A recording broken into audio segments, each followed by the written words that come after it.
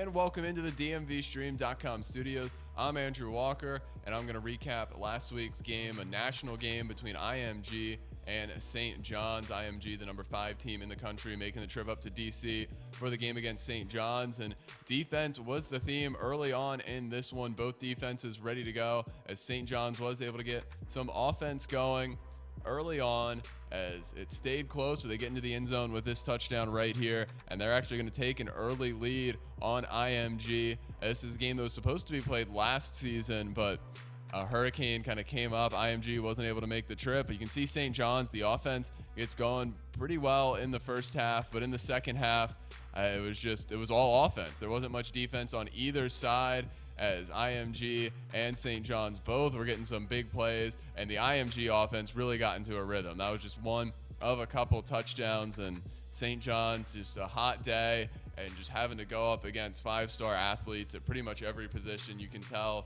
it can really wear you down, and IMG, they were able to get a 35-20 win, but St. John's, that's Antoine Littleton right there, breaks a bunch of tackles. They gave it all they had. I mean, this was a great fight from St. John's. They're still going to be a threat to win the WCAC. As I mean, you got DeMatha, Gonzaga, some other great teams there, and Soldier Maeva, a great effort right here to get into the end zone and again keep the game close. But at the end, the running game of IMG was too much, and that interception right there, huge, as IMG was able to force a turnover, get an extra offensive possession, and towards the end of the third, fourth quarter, when there wasn't much defense, that extra possession ended up being pretty much what made the difference in this one, as IMG won a 35-20. But St. John's still a team to watch for the WCAC. If you want to see more coverage of St. John's and the WCAC, as well as other coverage from the DC area, be sure to check us out at DMVSTREAM.com.